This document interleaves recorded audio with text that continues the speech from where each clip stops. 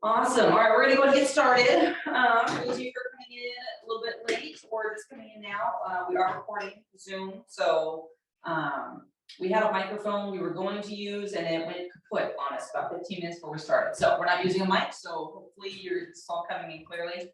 In case it's not, if you're having any issues technically, just let us know, send a message in the chat or send an email to us, samantha.means, you'll get me directly. Samantha.means@jrockerconsulting.com. And if you had any issues with the audio, with the video, just let me know. We're doing this exact same workshop in 2 weeks. And so you'll get this money that you put for this workshop will go forward to the next one if you have any issues with this one. But we're gonna go get started on our time here. It is 6 o'clock and this is our Try Healing for Educators. We're gonna be doing these Try Healings once a month, potentially more often depending on the need. And really this is all about just helping people be equipped to come alongside those who are hurting, who have gone through trauma. And so this is particularly geared toward educators of any kind, whether you're a youth group leader, a small group leader, a teacher, a counselor, an administrator, an after school club coordinator, a coach, you name it. If you're working with teenagers, this is the workshop that's for you. A little bit about myself. I've been doing working with trauma healing for between personally and professionally about 25 years. But professionally been doing trauma healing as a counselor and as a coach for about 6 years total. And that all has a whole other story connected to it as to how I got into that. But long story short, I personally had about 25 years of trauma in my life, and then the Lord set me free from a lot of that over the course of about 2 or 3 years with a lot of pressing in the word, pressing in the relationship, a lot of practical tools, a lot of practice, a lot of mess. And so this workshop is pulled from a lot of those experiences to basically help people who have no idea about trauma, no idea how to come alongside their hurting, and let them know this is one way to do it, or these are some ways that you can do it to help out those who are really struggling and having a hard time. As a counselor and as a coach, I can come alongside someone for 1 hour a week, but when you've had a lifetime of trauma or a lifetime of belief systems that have just really wrecked your world or dictated how you're going to live your life, 1 hour a week is not going to make much of a difference. It can over the course of years, but I would much rather people experience healing sooner rather than later. And that comes with you coming alongside your loved one and helping them live out the truth, helping them live out the practical tools that I'm equipping them with and that you're going to learn here today. So that's really where the heart of this came from. At the end of this, not just today, but not just this hour, but at the end of the 2-hour session, we'll do a Q&A with everybody in the room. If you're joining us online, you are going to, you won't be able to be part of that Q&A, but if you want to experience that at the next session, 2 weeks later, we'll have another in-person. You're welcome to join us then. All right, let's go ahead and dive in. So the first class we're going to go through is trauma's impact on the brain. Some things you're going to learn is how trauma impacts the brain, how the brain heals. It is a healing organ just like every other part of the body, and how you can help facilitate that healing process in other people. So if you look at this picture, what do you think are some things that could be going on right here in the photo? I mean, make up a story. There's 1,000 options, but what do you think could be happening?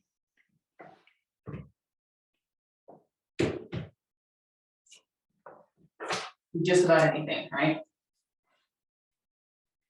With a lot of teenagers at school, bullying is a common issue, right? People kind of roll their eyes sometimes with bullying, like, oh, it's just bullying, it's just words, it's not a big deal. The problem is that in a situation like this, a common thing that I have seen among teenagers is this girl, let's say her mom's late picking her up after school, so she's gonna do her homework outside and wait. She feels abandoned, lost, forgotten. These kids come up, see her sitting by herself doing her schoolwork, they start making fun of her. Start telling her, who cares about you? Oh, mom forgot to pick you up. Oh, nobody cares. You might as well go home and kill yourself. And those words might seem like not a big deal. They're just words. That whole phrase, sticks and stones can, break my bones, but words can never hurt me, is one of the biggest lies that we've ever really heard before. But really, all that's going on here, theoretically, is just an exchange of words. She hasn't been touched, and yet the impact is significant. Why? There's a little look at what the brain does when it's in the process of mapping neural networks. This is kind of how, like a search engine on Google, when you type in a word like toaster and get 1,500 different kinds of results, that's kind of what happens in the brain. You say one word like worthless or idiot or stupid, and your brain starts making connections of all the different ways you were told you're an idiot or stupid or worthless. And what happens, like a Google search engine, is it kind of gets engraved in the brain. It's like a rut that gets deeper and deeper and deeper. And you see these bigger circles here. It's like that's a big spot, right? It's a big place that that word, that message, or that topic has been ingrained. The more that something has been spoken over you over and over and over again, the deeper it gets ingrained in your mind. The National Institute of Health actually has done a number of studies on the brain and has found that the memories are wired into our neural networks, and the brain searches for these memories the same way Google does the search for typical topics. And so when memories and words are connected, they found that actually the words spoken over you can have just as much of an impact as someone slapping you across the face. You don't have to have physical harm in order for something to have significant harm to the brain. Words can actually do a significant amount of damage. So we're going to talk about the brain a little bit in this session and basically simplify it as much as possible. I'm not a neurologist. I do not have all the answers when it comes to the brain, but here are some basic foundations, some basic facts that'll help you to navigate understanding what happens in the brain in the midst of trauma. So don't check out me yet. We're going to keep this simple. The brain's basically broken down into three simple areas. You've got your brainstem, your limbic system, and your cortex. Now, the brainstem asks a single question: am I safe? That's all it cares about. Am I safe? Every created being that can breathe oxygen, apart from plants, mammals, reptiles, fish, they all have that brainstem. The second part of that brain is your limbic system. Now, this asks the question: am I loved? All right, we're going to dig into each of these a little bit deeper, so just kind of bear with me for a minute. And that last one, the cortex, specifically the front section here, right in the front of the brain, that's your prefrontal cortex. But the whole part of the cortex is asking the question, what can I learn? Now, this is a hierarchical system, which means if a person does not feel safe, they're going to struggle to feel loved. And if a child or a teenager does not feel safe or loved, they're going to have a really hard time learning. So think about those kids you have in class who are just really struggling to learn, whether because they have dyslexia, ADHD, what have you, or they just are not paying attention, or they're not absorbing information. Keep this in mind. This is really critical working with kids. Let's dive into the brainstem really quickly here. Once again, really simplified photo, but the brainstem is basically broken down into three main parts. You've got and this has 5 here, but I'll explain that in a minute. You've got your spinal cord here, but at the very top, you got your thalamus, which is actually connected into the limbic system, right? But it's at the very top of the brainstem. Now, right here, you have your midbrain. And the reason they call it the midbrain is because if you look at the brain as a whole, it looks like the very tip of this brainstem is right in the middle of the brain. That's why they call it that. Now, it's the top of the brainstem, and yet it's responsible for motor control, motor learning, emotional behaviors. All right, so when a baby, an infant, starts having a bit of a meltdown because they're not getting food, that's a huge part of what's driving that. It's not the thinking process of I'm hungry and I want to be fed. That's not how it works. The baby's brain is too small. It's not developed far enough. Also, when you've got a teenager who's learning how to dribble a basketball for the first time, okay, that's the part of the brain, that motor function, that is driving that. In addition, if you've got another teenager who's working on trying to figure out how to use a protractor for the first time. I know when I first held that thing and I'm spinning it around, I'm fumbling it like a pair of chopsticks, right? That part of the brain is handling how to use those motor functions. All right, now again, this is a really simplified process. Everything works together like a super advanced computer system, but this is the basics that you can count on. The pons here in the center, that carries sensory information to the brain. All right, so that middle section there is that handles things like the sensations of touch, pain, temperature from the face and head. And then right beneath it, in addition, it also handles motor functions like eye movement, chewing, swallowing, your tear production, so crying, sometimes even hearing. And again, this is not, don't mistake me in saying this is the only place where that happens. The brain has multiple areas, they all work together, but this is, again, the basics. And then right beneath that, the medulla oblongata connects the spinal cord to the rest of the brainstem. And it's the crucial part of survival. This is one of the reasons why when someone shoots themselves in the head, they don't necessarily die. They miss that. Okay?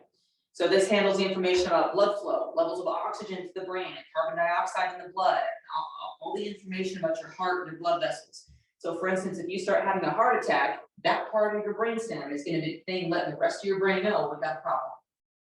all right? So if your kid is having an issue, an asthma issue, for instance, that brainstem is letting the rest of your brain know this is the issue. Now, this is really important because when you understand what the different parts of the brain do, you can have a lot more compassion on your teenagers when you're realizing what you're doing right now is not necessarily a matter of choice. All right? This part of the brain has nothing to do with choice. These are all autonomous functions. Meaning you're blinking, you're breathing, you're swallowing, the stuff you don't think about. That all happens here. Okay? This is also responsible for your reflexive actions like swallowing, vomiting, coughing, sneezing, so on and so forth. But all of this, it also includes your orientation to danger. So when you're walking down a dark alley and you feel the goosebumps on the back of your neck and the hair stand up, that's your brainstem doing its job, saying something's off and I can't tell you what it is. That's why your brain's asking, why do I feel this way? What's going on? That's this part up here communicating with that part down there. Tracking so far? Okay. The next part we're going to jump into is your limbic system. You've probably heard this a lot, and this particular picture has a lot of black on it, these little black dots, because there's a lot of stuff in the limbic system we're not going to talk about today. But the stuff that you do see, we are going to address. Remember I mentioned the thalamus in the previous picture, right there at the very, very top. It goes up into the limbic system, and it's located right here in the center. So your brainstem basically goes down like this. There's your pons, there's your medulla oblongata, goes right up into there. All right. Now the thalamus is what's responsible for all of your sensory information getting into the rest of your brain. So now here's something to keep in mind. These are not separate systems. Okay, it's not like kind of like a battery. You've got you got the positive, you got the negative, you got a connector wire, then another battery. They're not separate batteries connected. It is all one giant ball of wire is one way to look at it. Now, all of this, the whole limbic system here supports a lot of different functions, including emotion, behavior, motivation, long-term memory, what's called olfaction. And olfaction is a really interesting thing. And basically it talks about, it's a way of saying, it's a way of the brain processing odor. So for instance, when these two little things here, that's what those things are. When you smell something and that smell goes right to your like fear senses, basically. Olfaction is the sense of smell going into your emotions. All right, I'm gonna get into that in a little bit. But it combines your higher mental functions, like what's going on outside of the neocortex out there. It combines your higher mental functions with emotions. This is where things get complicated. When you do something that's super exciting and fun and someone says, what were you thinking driving your car at 90 miles an hour in a 35 mile an hour zone? They weren't, okay? So this is the emotion, the risk, the joy of coming, and there's no actual thought process happening here. There's no logic, there's no reason. They weren't thinking. They were letting this part of their brain drive them what they were doing. All right. So what's cool about this area is that when you think about things like, why is it so enjoyable to have a piece of pizza? Why do I love the smell of fresh cut grass? Why do I love listening to certain kinds of music? Why do I enjoy watching a play? Or things like, why is a dentist chair so terrifying? Why do I hate cleaning my room?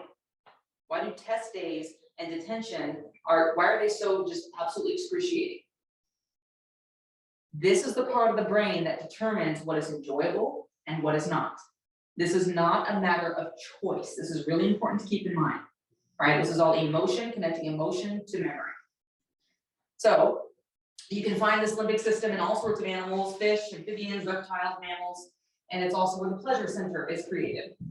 So let's go to these important elements real quick. The thalamus, as I mentioned before, it's your sensory way station. So going back to the brainstem, some of those senses come in, they throw them up to the thalamus. So it's kind of like that King's Cross station in London where all the trains end up and then they go their separate directions. This is the King's Cross of the brain, all right? Or the subway station in New York, one of the main hubs. That's where everything comes in and then it goes out its own separate directions. Now your amygdala, which is this teeny tiny thing right there, it's basically the size of an almond. There's actually two of them, one in each side of the brain, the left and the right. And your amygdala has a really important job, and it's basically your emotional hub. It determines the emotional ability of basic situations. It's involved in how memories are consolidated and changed based on how much emotion is involved in the event. Let me go back and say that again. The amygdala determines how memories are changed and how much emotion is involved in specific events. Okay, I'm gonna map out what this looks like in a little bit. Now, here's something key to remember: the higher the emotion, the higher influence of learning on that particular event.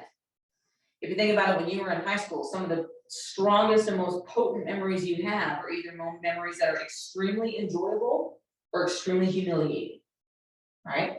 I can think of, for me, one of the most potent memories that I have is when I was actually I had a friendship with a teacher, and the friendship came later, but at the time, that teacher saw me when I was really, really, really struggling in high school. Home life was horrible. I did not enjoy it. It was painful on a number of levels. And this teacher, one day after school, after class, she said, "Samantha, I want you to stay back for a little bit." Panic ensued. But then when I stayed back, she said, "You know, I see," and I don't remember exactly what the words were, but I remember her saying, "I see," and pointed out some specific things about how I was acting and how I was behaving in class, things I was saying, things I wasn't. And she just asked, "Are you okay?" And I just started to cry, because for the first time in my entire life, I felt truly seen. And then she gave me this really big hug. It was the simplest moment. It was a question, it was an observation, and it was a hug. And yet, 18 years later, I can still remember that vividly, because it was something that had such an emotional content to that particular memory, right? So keep that in mind when you're considering these teenagers and what they're going through every day. The more intense the emotion connected to an event, the more likely that memory is going to sit solid in their brain. And you get to have that impact on that kid as to whether or not the emotion is going to be positive or negative, and you get to influence how certain events are going to go. So if you see a teenager getting bullied in the hallway when you're getting out of class and going into your next class, you interfering can actually interfere on a memory getting stuck in their brain that has a horrible emotional connection to it. It can turn into something positive because you interfered on their behalf, or vice versa, right? So your amygdala there is largely responsible for that. It's also responsible for learning on the basis of reward and punishment. So if you're a coach and you're teaching your kid how to shoot a free throw and they miss and you ridicule them, guess what? They're going to remember the ridicule connected to playing basketball. They're not going to remember how to shoot a free throw better. Okay? And on top of that, you got some kid who's learning how to do math and really struggles with math.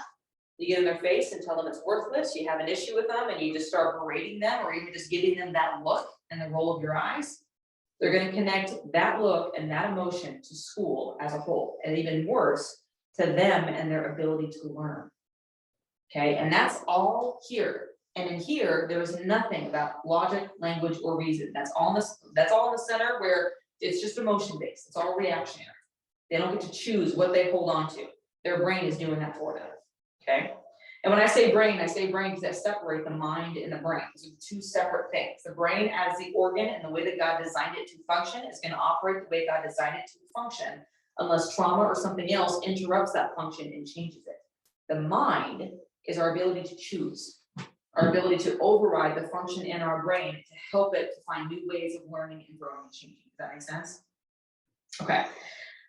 So going on next, our hippocampus, this thing here, it starts here, it actually kind of loops around, and what it does is that is basically the giant filing cabinet of all of your memories, your long-term memories, all right?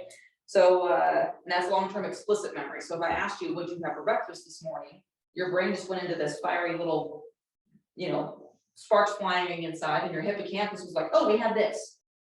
Or if I asked you, who was your fifth grade teacher, it just went through the filing cabinet in your brain and said, this was our fifth grade teacher.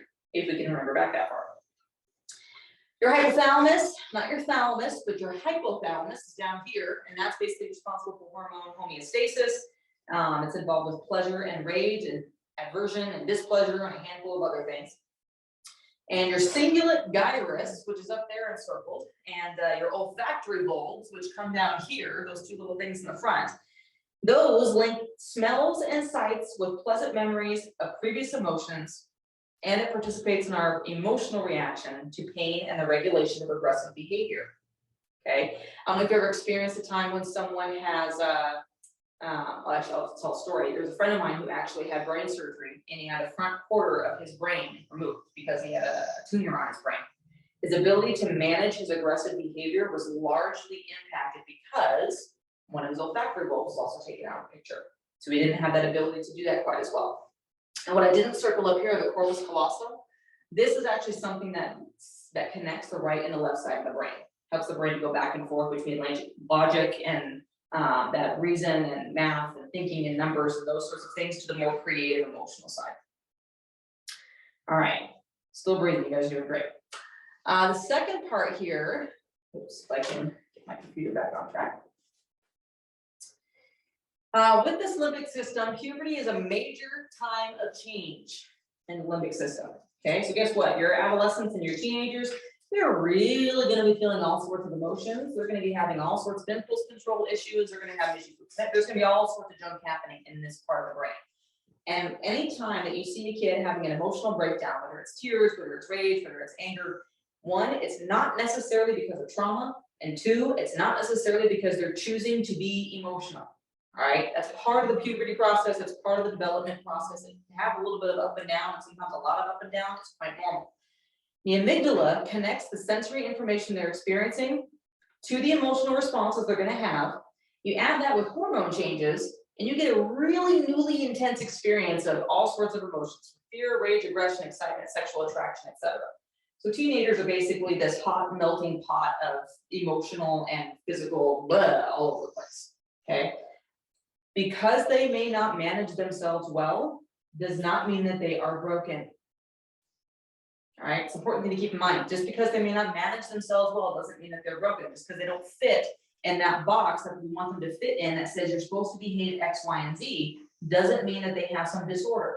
A lot of the development that's happening in this part of the brain is very normal. And a lot of this development leads to a lot of misinterpretations. They're misinterpretations of what adults, parents, teachers, coaches are saying or expressing to them.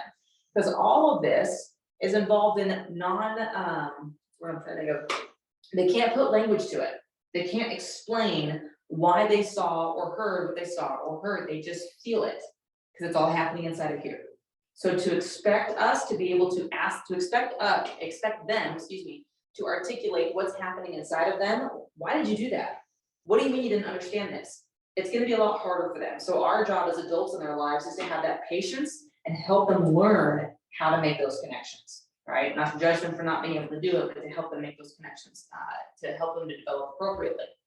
And going to the very bottom bullet there, it says the development of the prefrontal cortex helps to regulate the limbic system. Now, the prefrontal cortex, the very front there, the next thing we're going to talk about, actually doesn't fully develop until they're about 28 years old. So when you got a 14-year-old who's having a meltdown all the time and really struggling, you've got a little while before the front prefrontal cortex is going to be fully developed. However, the brain is constantly developing. So as we'll learn, something called neuroplasticity, the brain never stops changing, never stops developing, never stops growing. So we can't have this, well, you're a teenager, that's just how you are.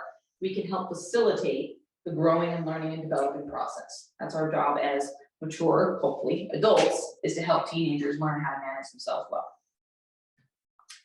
Now, a little bit about the prefrontal cortex. This is a lot of information, but it kind of shows a little bit of a map of what is going on with different parts of the brain.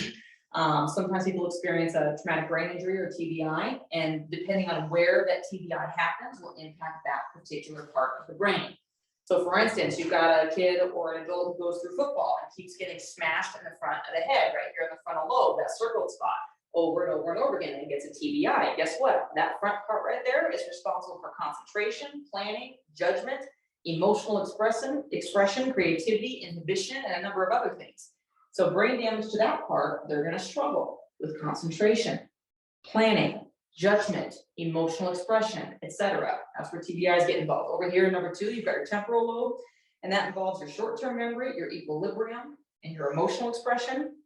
Right? We got also all these. This is all a bunch of information. Again, not all of it's relevant to what we're talking about today, but all of this plays a part in the function of the brain. And this next page here kind of looks a little bit more on the inside, to kind of give you just a little bit of a perspective. But in here you can see number 6. This is kind of more interior of the brain. It says pain, hunger, fight or flight response. That goes into the limbic system. Everything outside of that is all neocortex. So it's your occipital lobe, it's your sight, it's your hearing, your physical sensations, all that kind of stuff. Now, here's one of my favorite parts. I'm going to show you how all this tends to work together, how I designed it to work with the normal experience, and what tends to happen when trauma gets involved. So you've got your brainstem in the bottom there, and I'm just going to use that to separate brainstem and everything else. And take this off here, so we make it easier. So we got the brainstem, which is responsible for what again? What's the question it asks? Am I safe? Am I safe, right? And then that's all in here. And then in here, we've got the limbic system, which asks the question, am I loved? Good. Now in here, we basically have, and this is not to scale, so don't judge me. Don't call your neurologist and say Sam was a liar, because it's not going to be what it looks like, it's supposed to look like. But you have your thalamus, you have your amygdala, you have your hippocampus. All right, thalamus is sensory input, your way station. I'm learning how to write and talk at the same time. I'm going to put hippo. And the very front is the only part that we're going to think of here, and we're going to focus on here, and it's your prefrontal cortex, or PFC. And that focuses largely on language, talk right, logic, and reason. Now, here's what tends to happen. Let's say you're going for a hike down the road, or down a trail, and as you're hiking down the trail, you see something fuzzy go across the trail. The thalamus sends that fuzzy image to the amygdala. The amygdala asks one question: is this going to kill us, or is it not going to kill us? That's all it cares about. It sends the message fast like a bullet down to the hippocampus, because the hippocampus is where memories are stored. Meanwhile, it sends it slow, whoops, let's undo that, slow like a lazy river up into the prefrontal cortex. Now the hippocampus takes a look at it, goes through its filing system, and it pulls out a picture. Now the way the hippocampus works is it constantly takes a picture and puts a timestamp to that picture. That's why I say, would you have for breakfast this morning? There's a timestamp of whatever time you had breakfast this morning, and it'll pull out that picture. If I ask you, what did you have for breakfast? You're like, this morning or yesterday morning, so I'm not gonna know which picture to grab, depending on what time that you want me to look at, right? So the amygdala asks the question, is this going to kill us? Is it not going to kill us? And the hippocampus pulls out the last time, or the majority of the times, it's seeing that particular fuzzy thing, and it pulls out a picture. Then it sends the picture back to the amygdala and says, it's a squirrel, we're good, it's all fine, not going to kill us. By the time it sends it back to the amygdala, it's now reached the prefrontal cortex, where here it says, oh, squirrel. Not dangerous, cute, and it's gone, and now we're going to keep walking, because the prefrontal cortex is responsible for language and logic and reason, right? Now here's what happens when trauma gets involved. Let's say, using that picture from the beginning, that teenage girl, she's sitting on the front steps, and she hears these bullies behind her. And the thalamus sends that sense, the hearing, to the amygdala. Is this going to kill us? Is it not going to kill us? Now, no words are really going to kill, right? But what the amygdala doesn't differentiate is between what is going to be a threat to our life or our livelihood.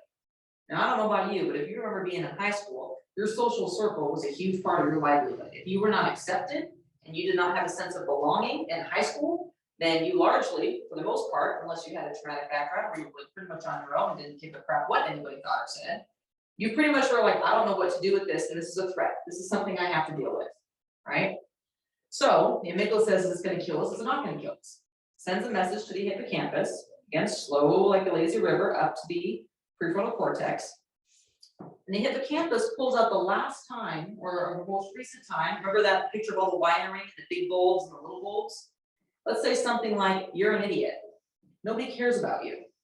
And those words are associated with a memory, again, hippocampus, of the dad of that girl saying, nobody wants to be around you when you act like that. I don't even care what you're doing. Why are you even here? Go to your room. I don't want to be around you. You're such a burden.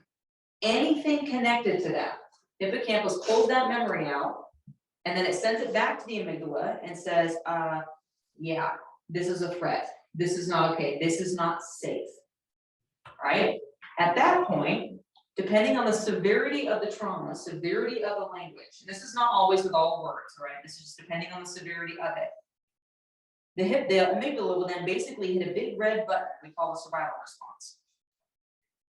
And when it hits that big red button, I'm gonna explain these dots here in a second. Remember that message going slow like a lazy river up the prefrontal cortex? The amygdala will cut off that message. So that message does not get to the language, logic, and reason part of the brain. And this part generally goes black. You can't think, you can't logic, you can't reason. And then what happens is that survival response. Can anybody tell me what those responses are? Flight, freeze. Very good. Flight, fight. There's actually one right in between. Fawn. Very good.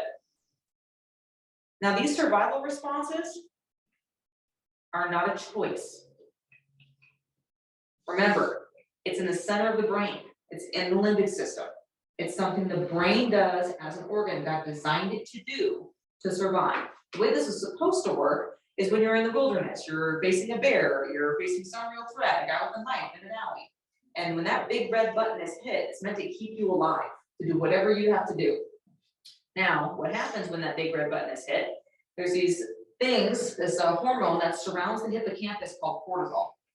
Now, adrenaline and cortisol work together to keep the body safe, right? They give you the energy and the pump up and whatever it is that you need to flee or to fight or to freeze or fawn in a situation where you're threatened. Now, that cortisol floods the hippocampus. Adrenaline and all sorts of other functions happening in the brain make all the blood tend to leave your extremities and they go to your major muscles. Your brain gets kind of cloudy. You can't think very clearly because the blood's leaving that prefrontal cortex area. And it does this so that if that car is on your child, that mom can lift the car off of her infant. Or so it can run at a ridiculous speed to get away from the bear or the killer in the alley or whatever it might be. So in a situation with a kid where they felt that their life and livelihood is at risk because they're used to being degraded at home and now they're being bullied at school, what tends to happen is, for the most part, it depends on the situation, but this part of the brain will choose whatever survival response is most appropriate for that situation. It's not something you think or logic or reason your way through. It's reactionary. That's why sometimes with bullies, what you'll end up happening, what you'll have, or with some kids, you'll have, why did you just explode and punch that guy in the face? Well, between the hormones and all the stuff that's going on anyway, you also have a survival response that kicked in and took over. There was no thinking, there was no logic, there was no reason in the midst of it. So to add shame on top of that survival response, then just perpetuates the trauma they just experienced. Because I don't know one kid I've ever spoken to who's done something stupid or has responded in a way that was not helpful, where shame and condemnation in the aftermath was helpful. I don't know a single situation that's ever been effective. You know, what can happen as adults is we see this reaction, we see this behavior, and we think, what is your problem? And the kids go on, I wish I knew. But they feel shame, as opposed to, can you help me navigate why I just did this thing that I did? Whether it was punching a teacher in the face, whether it was running away from school and ditching class when I felt like I couldn't go back, or whether it was just sitting there and freezing and not knowing what to say when I'm getting ridiculed by a teacher or a peer and I'm just dumb in the face and I don't get what's going on.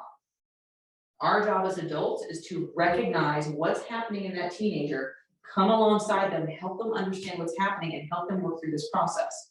Now, going back to the part about the hippocampus and cortisol flooding it, what happens here is that when cortisol floods the hippocampus, it tends to what they call, it's kind of like trying to drive your car through a river. It's the best way I can think of operating, right?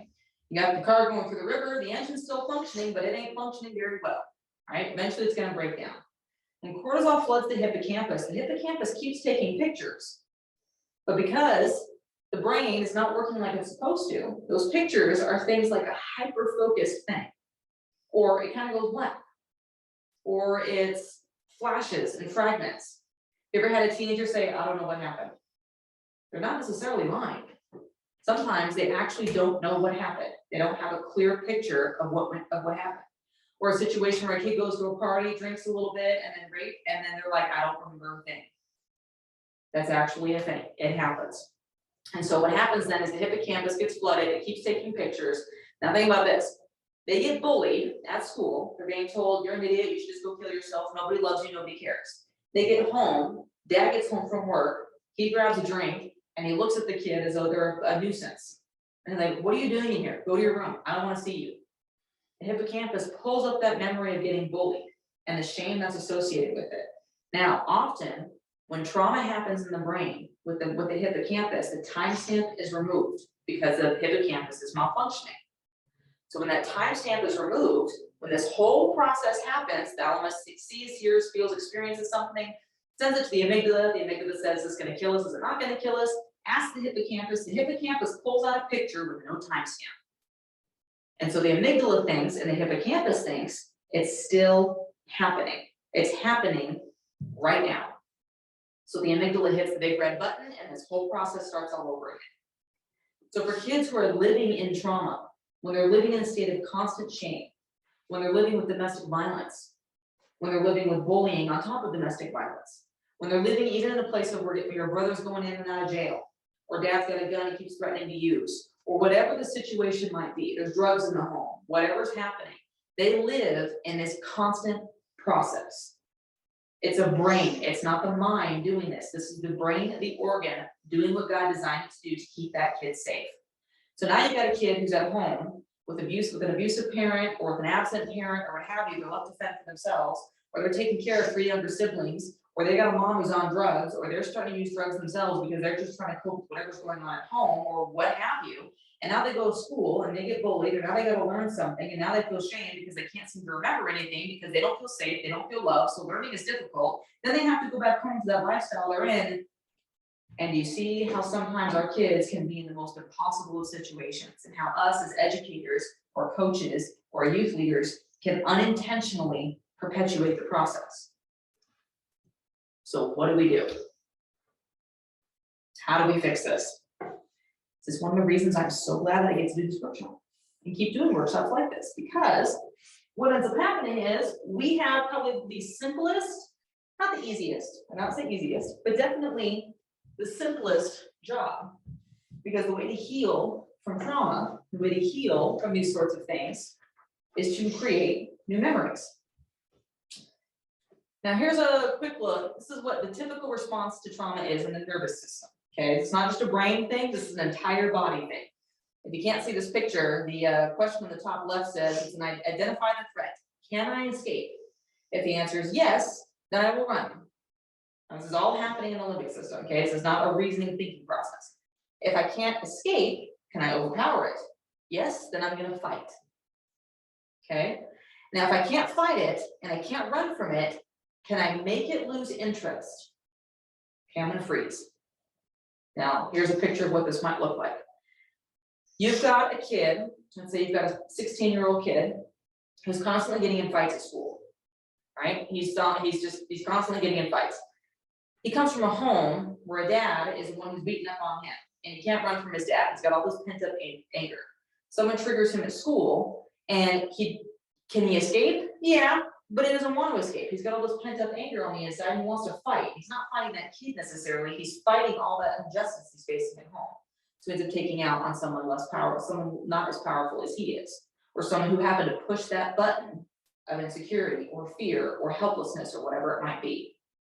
And you got another kid at school who, and this I'm just using school as an example. Well, let's say it's a football party. You got a bunch of teenagers at a party, and you've got a 17-year-old girl, good looking. Some guys start hitting on her, and she's not used to getting really any healthy attention at home. And so when a guy starts hitting on her, she doesn't know what to do.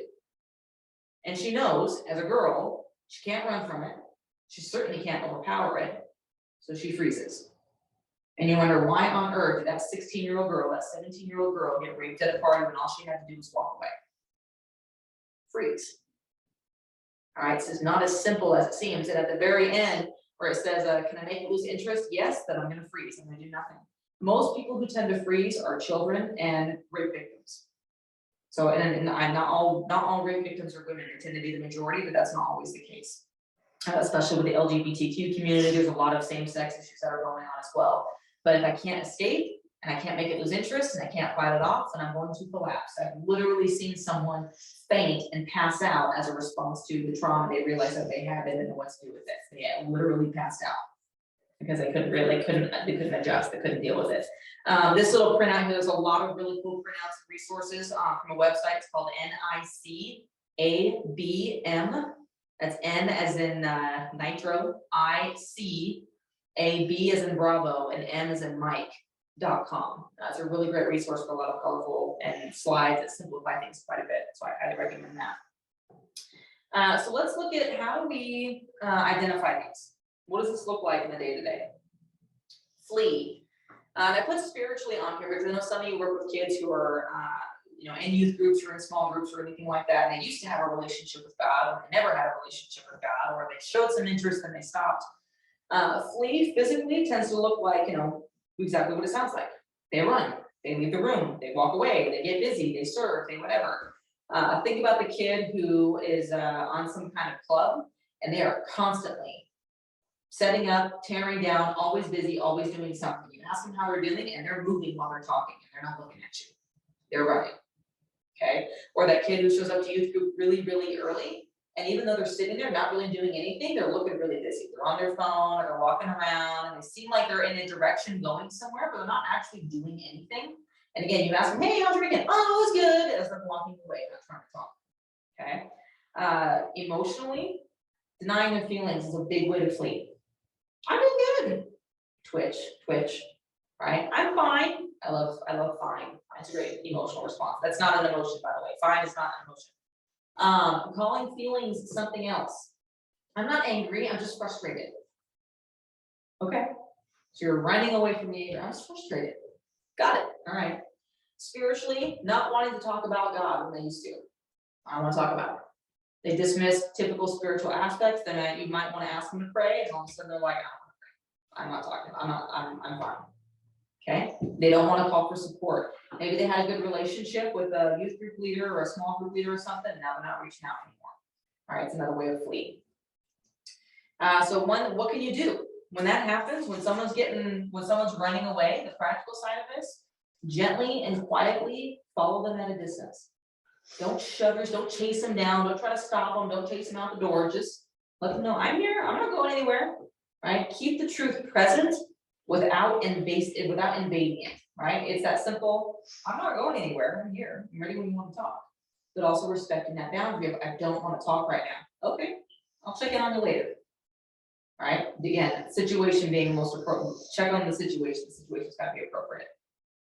Allow them the space to receive the information or the question that you have for them and give them that space to process it. When people are running, anytime the survival response happens, whether it's running, fighting, freezing, or flying, and we're going to focus mostly on fleeing, fighting, and freezing. But when they're going, they're feeling trapped. That's the whole reason they're in that space. So when we push and we press and we dig in, what ends up happening is we're pushing in this message that you don't have a choice. You don't have an option. So we have to let them know you have options. You don't have to run. You don't have to run. You don't have to fight. I'm not going to hurt you. But giving them the space to receive the information you're giving. Piling question on top of question is not helpful. What are you doing? Why are you doing that? What's your problem? What happened? They're not in the right state of mind, right? This is all emotion. This is all limbic system. The prefrontal cortex is still not completely online here. And keep in mind that silence is actually very, very helpful. You don't have to have all the answers, and they don't have to necessarily talk. Ask them what the current outcome of their choices will be. What's going to happen when you get to your destination? What's going to happen if you keep going this direction? How's this going to impact your mom? How is this going to work for you when it comes to school? You actually want to graduate, right? How's this working for you in that direction? How and what questions are helpful? Why can sometimes make people feel like you're attacking their motives. Let's go into fight, excuse me. Fight, again, seems pretty simple. The physical part, the hitting, striking, shoving, throwing, breaking items, that kind of stuff, slamming doors, etc. I used to work with a behavioral unit at a middle school, and this was one of those things we dealt with all the time. And typically the response in the school system was, if the kid threw something, send them to the behavioral unit, send them away. And then those people can, quote, deal with them. And really the dealing with them was simply saying, so, I heard you had something really strong to say earlier, and you said it with the chair. How'd that work for you? Not good. All right. If you had the words, what would the words would have been? I don't know.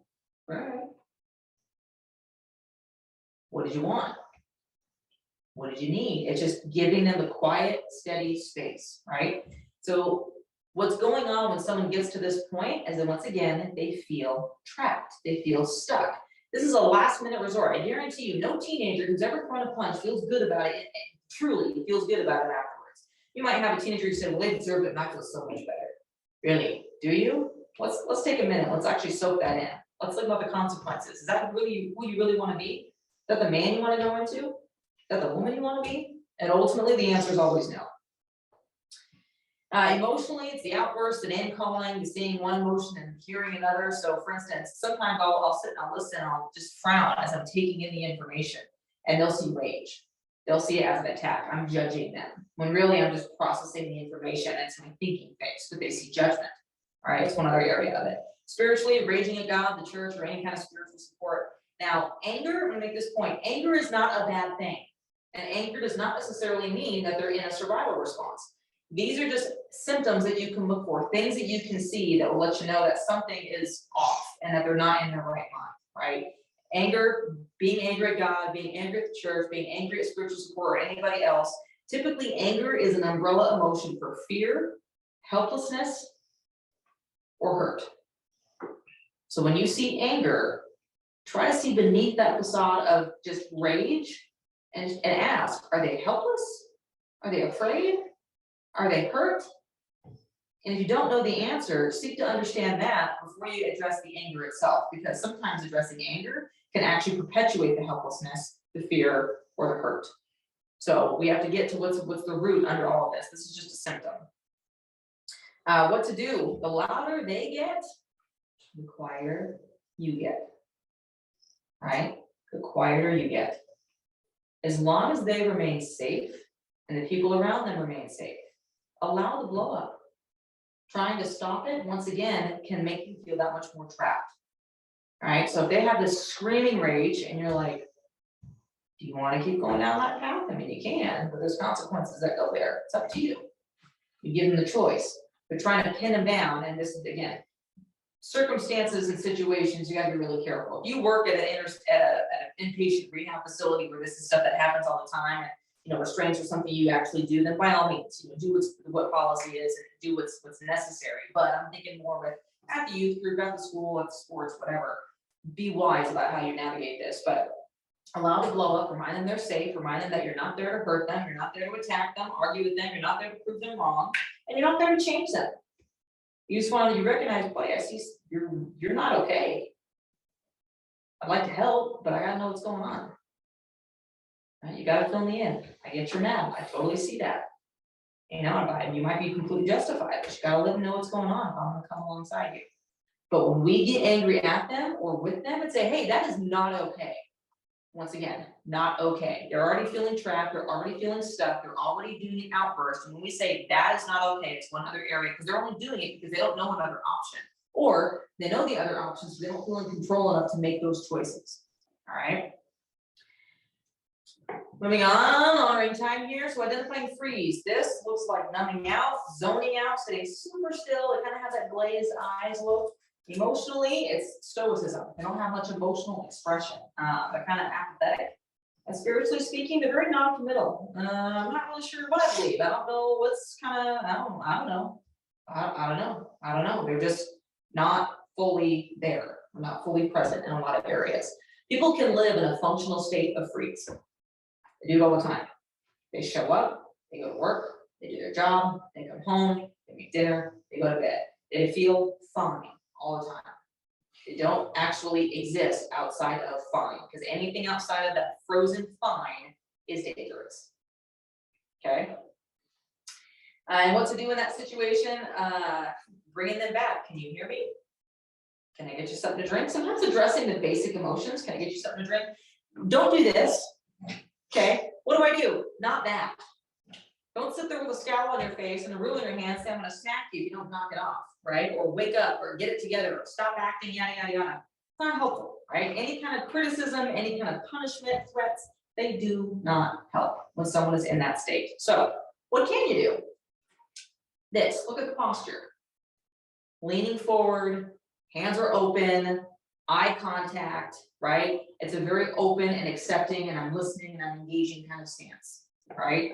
But when there's connection and when there's a seeking to understand, when there's genuine listening, and key here thing with listening, don't listen to respond. Listen to understand. Listen to really know where this individual is at and be patient. It's a kid.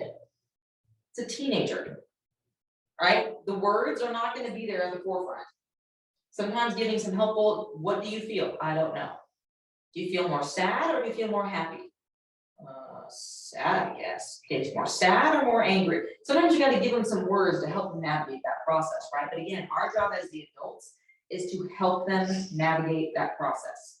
And because we have the words doesn't necessarily mean they do. Sometimes we have to give them a little bit of help.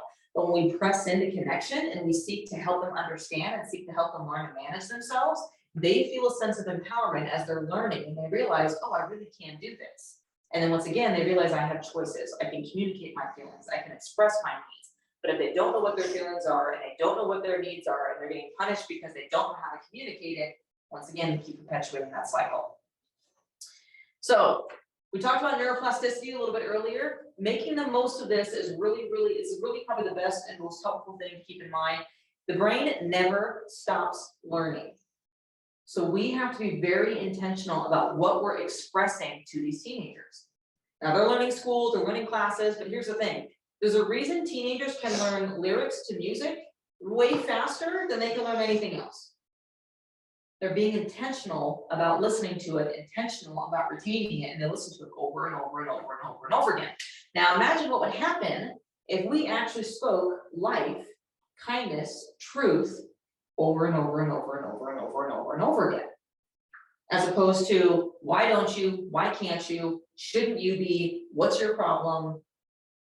What we repeat, they will retain. And neuroplasticity works either in favor or against the person that it involves. It depends on what they choose, but it also depends on what we express. Okay, neuroplasticity is affected by depression, by exercise, by the food we eat, by the things we listen to, what we watch, literally everything. So how do we get the brain back when it's actually offline? One of the things that I found most helpful when you've got a kid who's having a meltdown and they are not focusing is one, diaphragm. Connect the body and the brain together. The brain is gone and the body is way over here.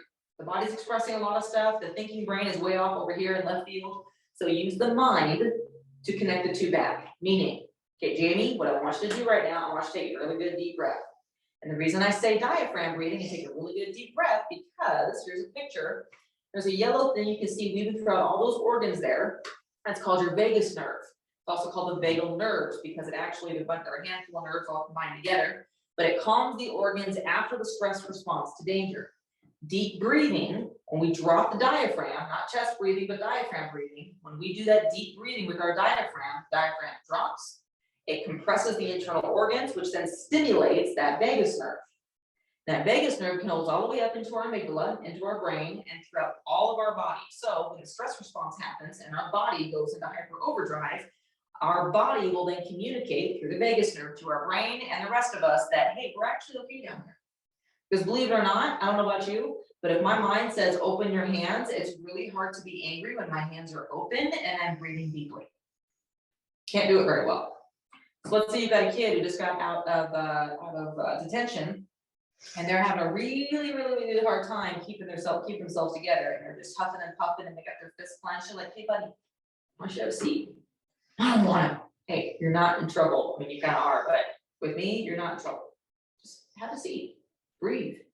And they plop in their chair and they got their hands here in front of their lap. Do me a favor, open your hands. You notice how low my voice is, how quiet it is, how slow it is? Buddy, just open your hands, you're fine. Like, I know you're upset, but just open your hands, all right? Take a few good deep breaths. All it takes is about 2 or 3, sometimes 4 of them with their hands open, and their body starts to communicate to their brain, we're not in danger anymore. And it helps to bring them back, okay? Stress inhibits that vagus nerve from functioning properly. It causes all sorts of heart issues, gastrointestinal issues. So you've got a kid who's got chronic stomach aches or chronic headaches, I would look at how often they're under stress. All right, bringing them to a place of balance and stability. Deep breathing can really help. And exercise. Get your kids involved in sports. Promise you, it makes a big difference. So you see this girl looking at music here. Use memory, and I kind of touched on this earlier. The more intentional that we are about what we say and how we say it will impact the memory of the kid involved. So a really traumatic incident can actually be overridden by our influence in the aftermath or in the midst of that traumatic incident. An example of that personally, when I was in high school, I had a friend of mine, I was kind of in the middle. His big brother was actually, he committed suicide and was struck by a train, committed suicide, and I went to school and I was just beside myself because this kid had killed himself on train tracks. And as train tracks, I walked every day to school. And then when I got to school and the teacher saw me just in that freeze mode, just zoning out, after class, he told me to stick around and he just sat with me and he just talked and he listened. And I didn't really do much talking, but he just engaged with me. He said, hey, you're okay. You're safe. It's going to be okay. You're not alone. You want to talk about it? He was just present and he was quiet and he listened. And that simple act interfered with a large aspect of trauma from losing my friend in a horrific way. His comforting presence helped to rewire and actually wire in a specific way that memory in my mind. So it's no longer associated with this horrible traumatic thing. It was, yeah, that was bad, but I had this comfort, this encouragement. So you don't have to stop the horrible thing from happening. Sometimes just your involvement in it can drastically change the wiring of someone's brain in the midst of a traumatic event. So don't think you have to stop it or change it. Sometimes your presence and the way that you are present in that moment can make a big difference and really save a life, honestly. All right, blazing through here. So how do you give trauma-sensitive assistance? One, acceptance. If we cannot accept them for where they are at, we cannot help them. If we think they should be somewhere that they're not, we're not going to be helpful because we're going to try to force them into that place. You should be calmer. You should be smarter. That's not going to help. And once again, it shames them from where they're not actually at right now. Belief. We not only have to accept them where they're at, but believe that one, we are not responsible for their healing. It's not our job. And belief in the fact that we have a God, Jehovah Rapha, who wired the brain the way that he did. He designed the brain and body the way that he did, that he can ultimately heal. That our role is to come alongside them in the way that we can, whether it's for 5 minutes after sports one day, or whether it's for 15 minutes between class, or whether it's something that's more involved. The way that we come alongside them is just us playing our part in the healing process, right? But it's ultimately God who heals. So we accept them, we have belief in the fact that God can do the healing that we know that we can't on our own, and we connect with them, see them as they are, hear them, and remain with them. Don't be afraid of pain. Don't be afraid just to sit with them and be like, I get it. Honey, I'm so sorry, and I'm here. And I will sit with you, and I will be with you in your pain as long as you need. I do have class in 10 minutes, but you're welcome to be here for 10 minutes. You know, have boundaries, right? But being able to say, look, you're welcome to be here as long as you need. I'm not afraid of your pain. You can stay here. And then deliver. Don't just say the words and not deliver. If you say you're going to be available, be available. If you know you've got a resource that will help them out, give them that resource. If you know they have a parent or an uncle or a cousin or whomever who can actually help them out, get involved with getting other people involved who can help this kid move forward and heal, right? Do not do it on your own. If you're a teacher and you know this kid has a really great connection with his coach, get the coach involved. Coach needs to know so the coach can come alongside that kid better, right? So make sure you deliver. And remember, no one is expecting you to do all the work, especially not the kid. The kid already feels helpless, but the little bit that you do help can make a lot of difference. Doesn't take the world, but one little act of kindness can change everything. Awesome. Look at that. I'm impressed. Okay. Questions? We're going to save the questions for the end. But if you have any questions, feel free to scan the QR code that gets you to our website. If you're wanting a lot more information or a lot more things about navigating the trauma healing process when it comes to the brain, that's our appointment line. You can call us to get appointments. But we're going to take a 5-minute break and bathroom break, whatever we need, and then we'll come right back and we'll continue the next part of the Try Healing workshop, which is going to be how to communicate well. So if you're online, just hang tight for a little bit. We're going to mute our microphone and then 5 minutes. So 7:05, come around back.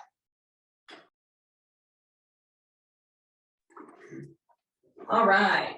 So this next class here, how to communicate well. You think, I know how to communicate. I know how to talk to people. That's great. But I know how to talk at people.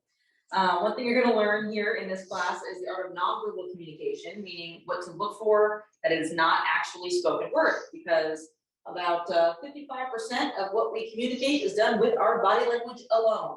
So we're going to pay attention to some of that, as well as how to recognize Tom's responses in the body language as well as in the spoken language. And finally, how to bring someone to a place of safety when you can see, based on their verbal and nonverbal communication, that they're not currently feeling safe.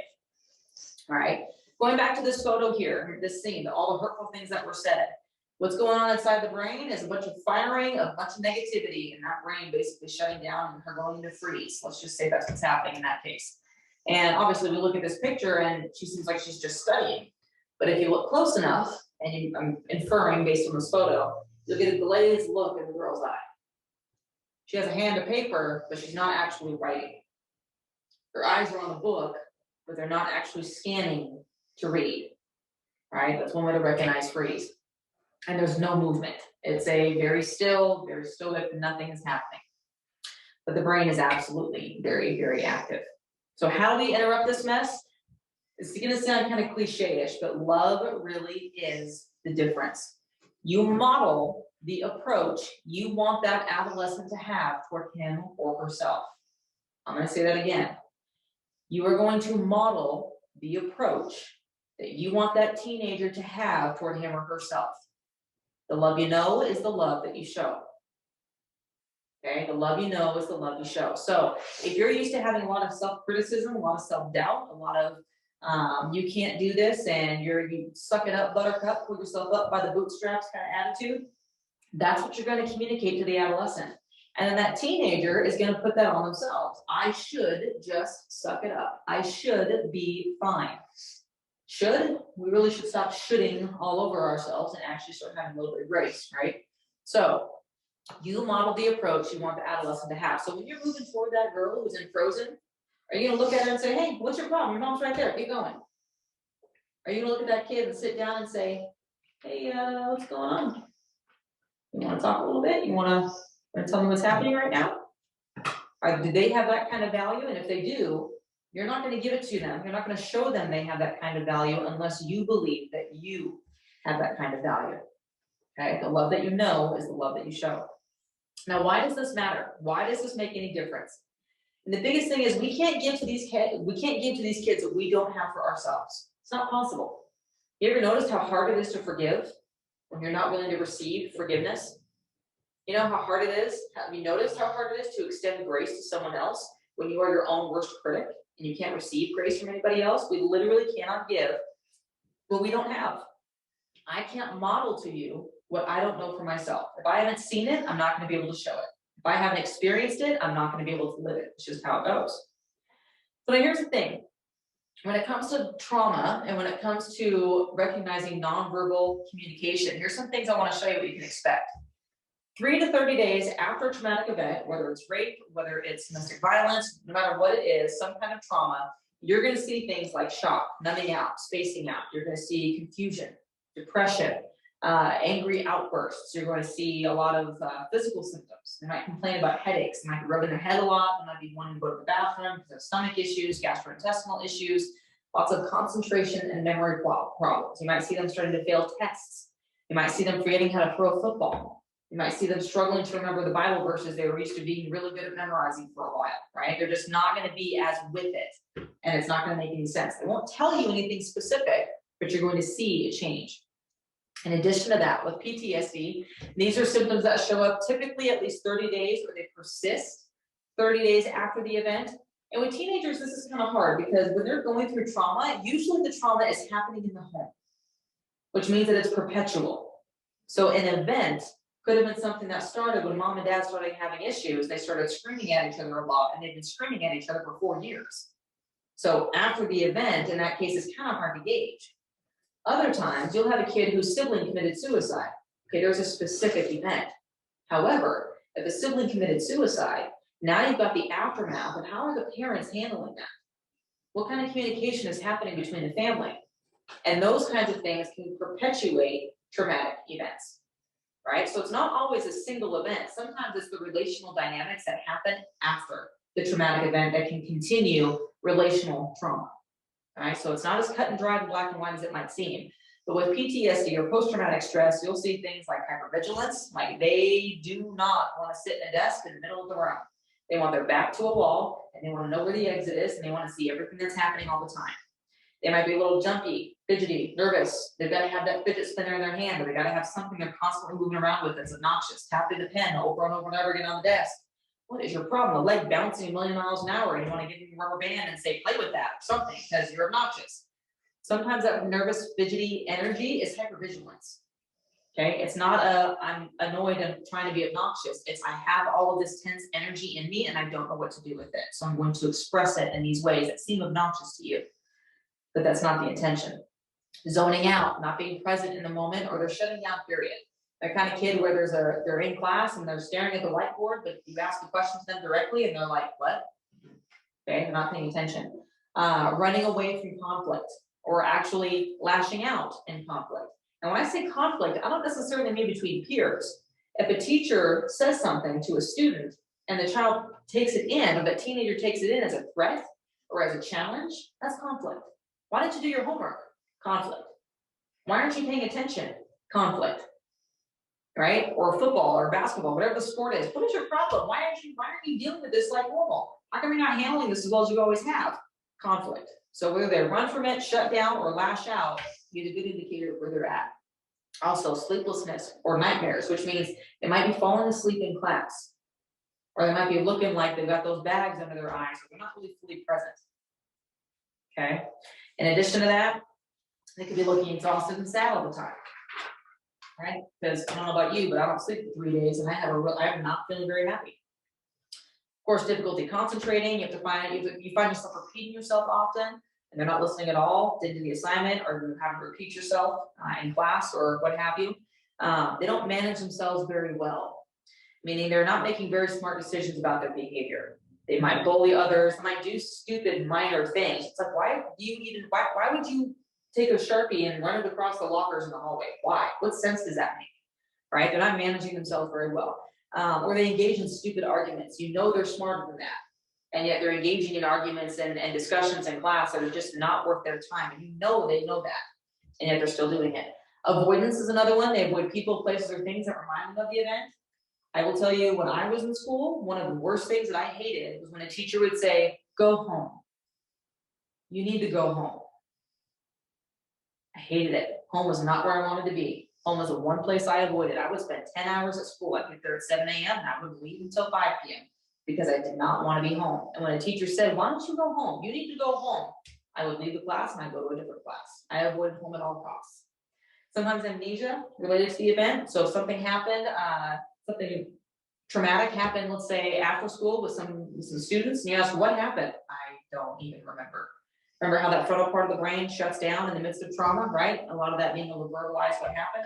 I don't know what happened. And a persistent negative emotional state. Now, as I mentioned in the first class, emotions go up and down with teenagers. That's normal, right? They're going to have moments, girls in particular, they're going to be crying 1 minute, they're going to have a cat fight the next minute, and they're going to be giggling, laughing, and 20 minutes later. Like they're all over the place. Persistent is the key word here, and a persistent negative emotional state. I'm talking weeks, not just a few days, weeks, where they're in a rut, and no matter what you say or do, you ask their other classes or teachers, or you talk to their parents, and they're just not okay. It persists for a very long time, weeks or even months. In addition to that, the detachment or estrangement from others, this is when they start isolating and they're not hanging out with the friends they had before. You notice they tend to run in certain cliques with the same sports teams or in classroom or at home or a youth group, and they're not doing that anymore. They're spending a lot more time by themselves. And it's not, again, not a typical drama that happens, because teenagers get into drama and they have fights and they break up and they get back together and it's all fine. But I'm talking a persistence that lasts for weeks on end. Moving into complex post-traumatic stress, this is stuff that can pop up years down the road, but once again, because this is something that tends to be chronic and it tends to start in childhood, this can be really difficult to pinpoint. It looks a lot like PTSD. And so the point here is not to diagnose, oh, this kid has PTSD. Well, this kid has acute trauma. That's not the point.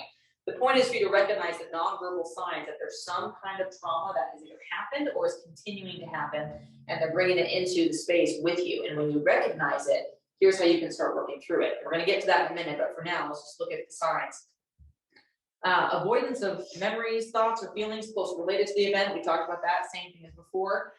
They act as if the event is or was continuing. So for instance, You ask them how spring break was. They come back from spring break and they don't want to talk about it. They don't want to talk about their vacation, and they act really weird. It was 1 year in school, it was like 7th or 8th grade, and I had Christmas break, and I came back from Christmas break, and my teacher said, write about your Christmas break, the good, the bad, and the ugly. And at that point, I was like, all right. And so I wrote the good, the bad, and the ugly. And when she got the paper, she wanted to know about it. I was not going to talk about what happened at home, even though I just wrote about it. I was not going to address it. I was not going to deal with it. And yet, when she talked about it, it felt as though what happened over Christmas break was still happening. I still felt like the trauma that happened at that time was happening now, and I couldn't talk about it because it was going to bring up exactly how I felt back then. In addition, dissociation and being socially withdrawn, what that looks like is they're not just not fully present, but they tend to have blackouts. They don't remember. You might think they're just making excuses, but in some cases they're not. They really don't remember, because that brain will literally shut down and disassociate from a circumstance and a situation in order to protect them from the trauma actually getting into their psyche. So, and this happens, dissociation is something that's learned typically in the first 3 to 4 years of life or first 6 years of life. And so when they're a teenager and they dissociate, they're not doing it on purpose. They don't control it. Their brain is making that choice for them. And again, socially withdrawn. They have little to no friends. They have no interest in making them. They have reckless or self-destructive behavior. Right? This is another big one. You get those kids. Why did you go skateboarding off of the roof of the school? Well, I don't know. Okay, seems a little reckless. Why did you go flying down the highway at 90 miles an hour in opposite direction? Well, I don't know. Seemed like fun. It's a little, there's reckless, that's normal for a teenager, and then there's a little bit beyond that seems almost self-destructive. Okay, cutting, doing drugs, playing the choking game. That was a thing that was pretty popular for a long time. Those kinds of things are what we consider reckless behavior. One thing I did skip here, the isolation caused by persistent feelings of shame. That's a big one. Again, people isolate not because they hate other people as much as they hate themselves. And they don't want other people to see them for who they believe they truly are, which is why us seeing them and showing them what we really see and expressing what we really see, the goodness, the life, the kindness, all of that can make a big difference. You'll see that they don't really have a sense of self, or they lack an identity. They tend to try to cover themselves with an identity for everybody else to see, but they don't really know who they are. And this can look like they change their clothes to match certain styles or whatever. They keep adjusting those, or they adopt an entire persona to really grab onto their identity. That becomes their identity, that whole persona, whether it's a group, whether it's a type of clothing. Goth was a big thing for a long time, right? That's one way to look at that. Again, physical symptoms, these will get even more intense, or they'll have a lot more chronic of headaches, hives, rashes, heartburn, migraines, stomach ulcers, nervous tics, shaking, trembling, that kind of thing.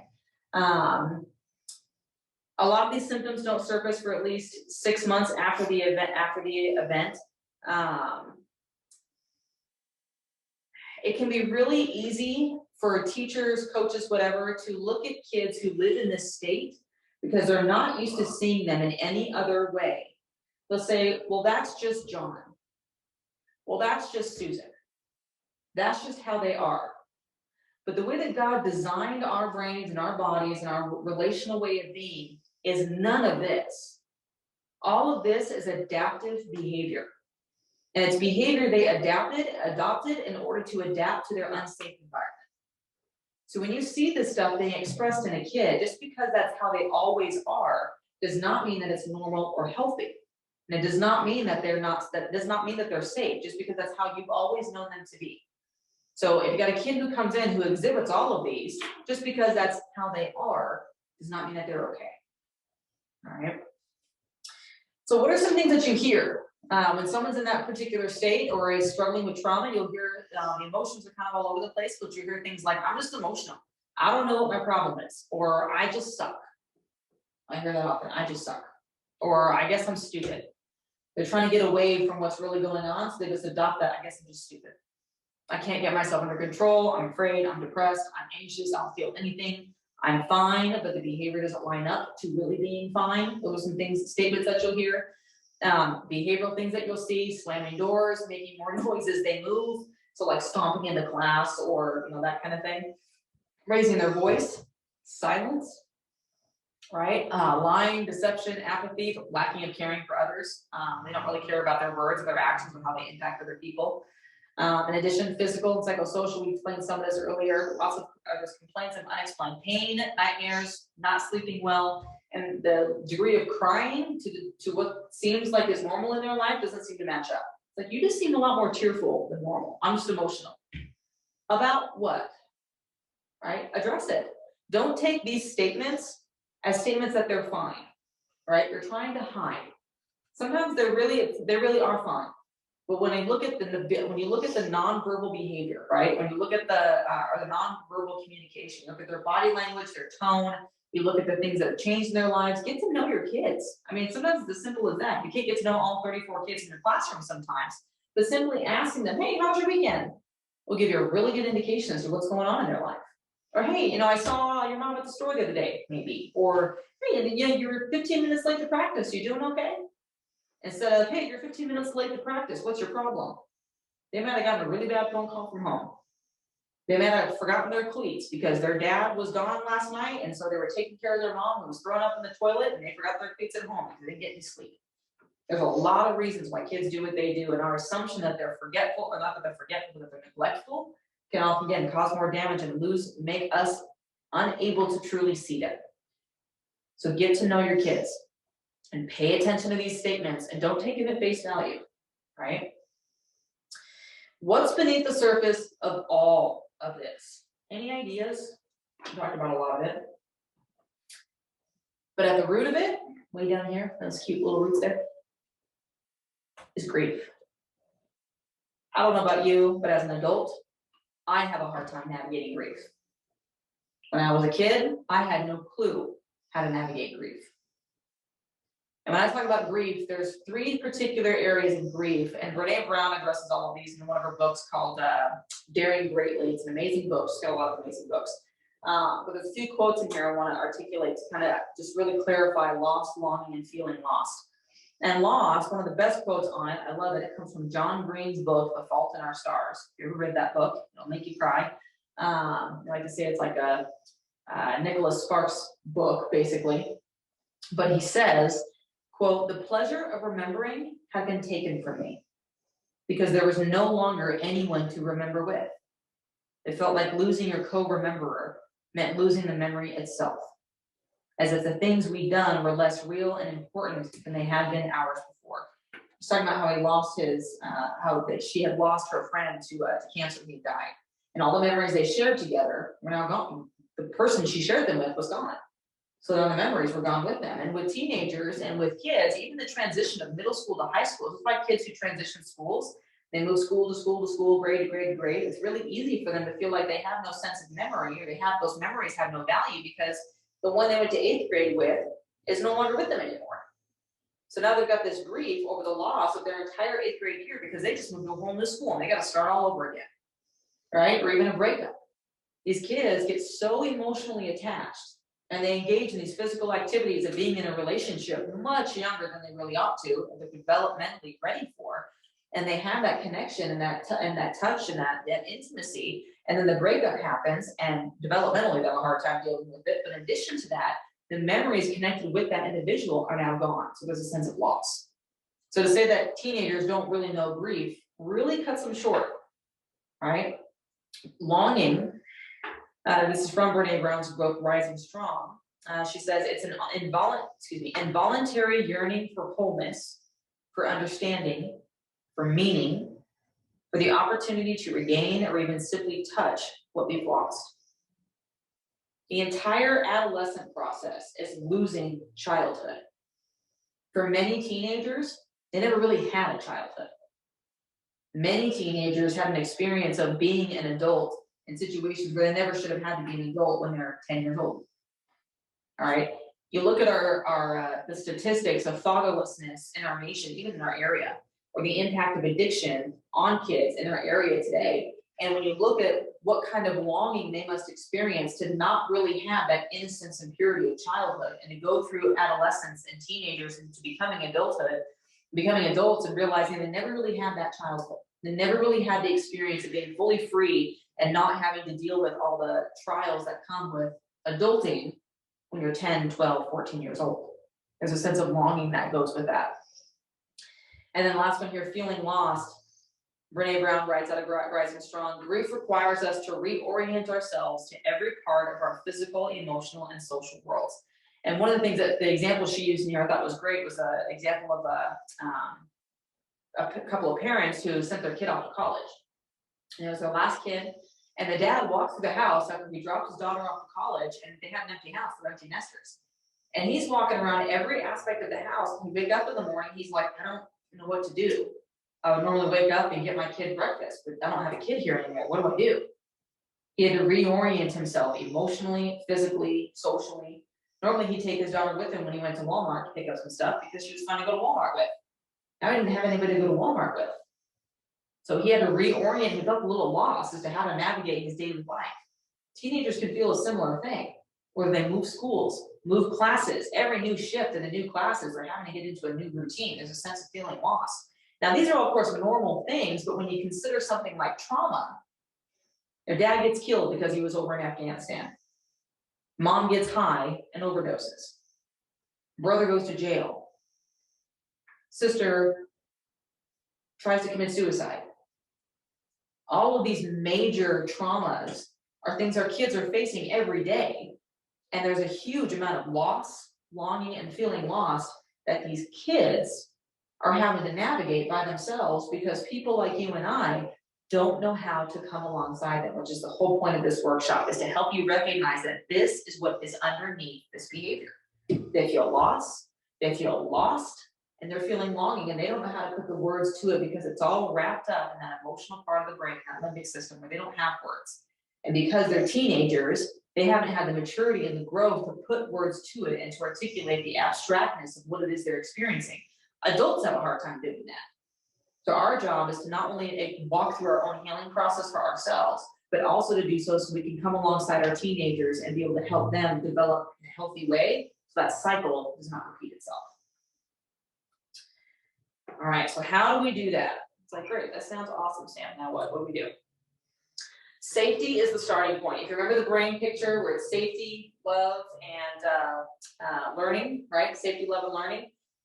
Safety is motivated by your love, but they are not going to know your love until they feel safe, right? You want someone to feel safe because you love them, right? You want a kid to feel safe because, hey, you love this kid, whether it may not be maternal love, it might be a teacher, but you love this kid, you want them to feel safe. But they're not going to really see that love that you have for them until they feel safe, right? So it's kind of a bit of a conundrum, but safety has got to be that starting point. So here's some signs that they're not feeling safe. It should be pretty cut and dry. They're protecting themselves. They get defensive, they avoid, they won't make eye contact, right? They're basically just doing everything they can to not be in relationship.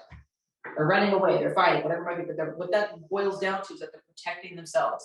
Targeting, it's an area they don't feel safe. Typically, we look at the bully as the one who is the attacker, which is, there's some truth to that, but often the one who's doing the targeting is the one who feels the most unsafe, and they bully and they attack others to help themselves feel stronger, to help themselves feel like they have more power than they actually do. You get to the heart of a bully, and you will find a very frightened kid every time. So don't just look at a situation where you see the bullying and the bullier and the one being bullied, and look at the bullied as the only one who might be experiencing a lack of safety. The bully is as well. They're just expressing it different. We avoid what is unsafe, and we approach what gives the perception of safety. Notice I did not say what is safe, but what gives the perception of safety. So for instance, you got a 16-year-old girl whose dad is abusive and mom is never home. She's going to get in the car with a 17-year-old kid who says, hey, let's go for a drive. He puts his arm around her. He feels safe. She's going to get in the car with a 17-year-old kid.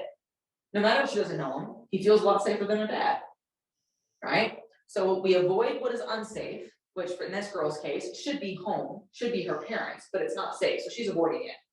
And she approaches what gives the perception of safety, which is this teenage kid who's got a car and his arm around her shoulders. Never mind that he's got one idea in mind, one agenda. She doesn't care. She feels as though he is safe. Okay? How do you get to safety?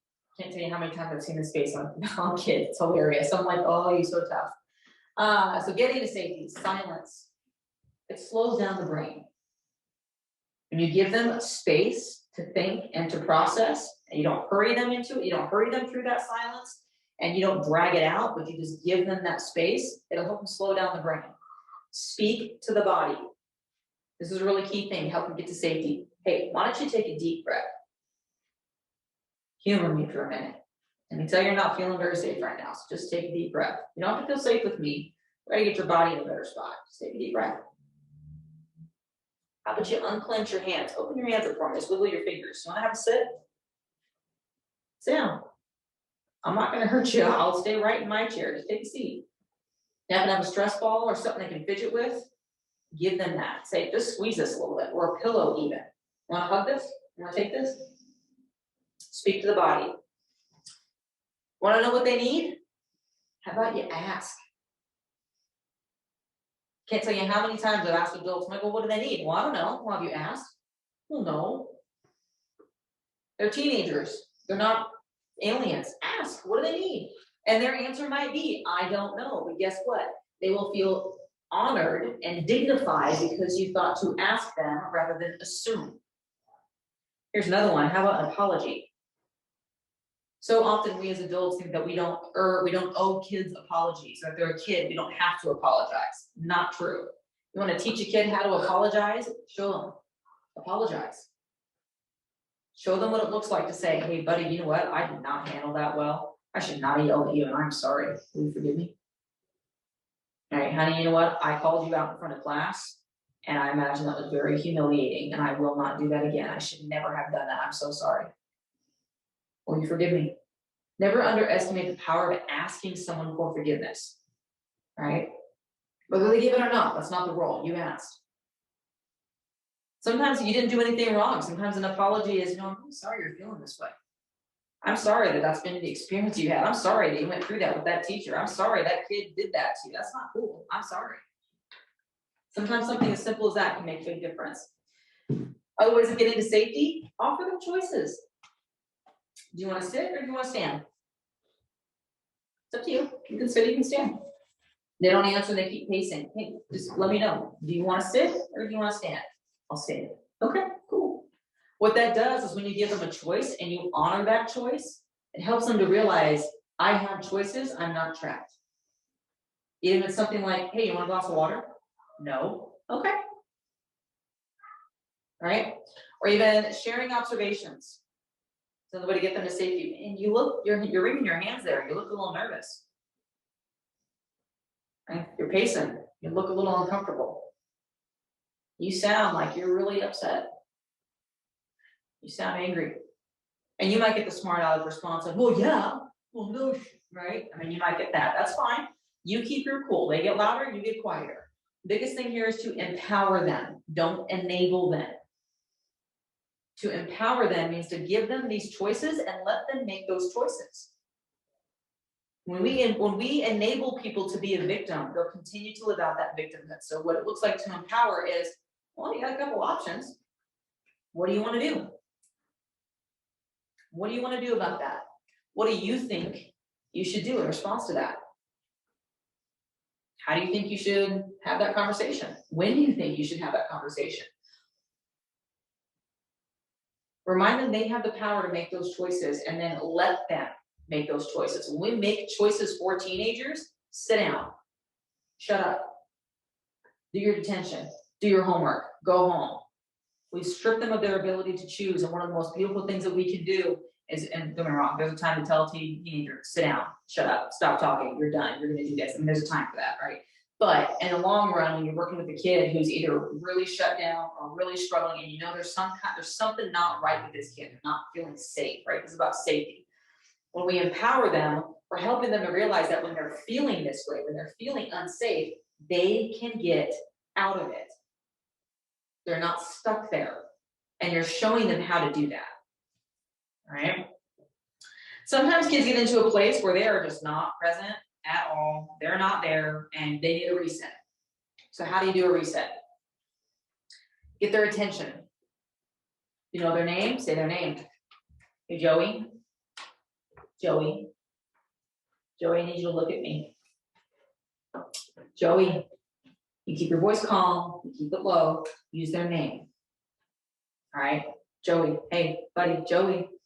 Sometimes they need that attention, so say their name kindly. Wait for recognition, wait for eye contact, even if it's a flicker. Wait until they shift their body so it's facing you a little bit more. If their back is to you, wait until they're actually facing you a little bit more. So you can see that they recognize that you're there, all right? Establish connection. Can you look at me? Flicker. Are you listening? A nod. Get some kind of connection happening between you and them, okay? Remind them who you are.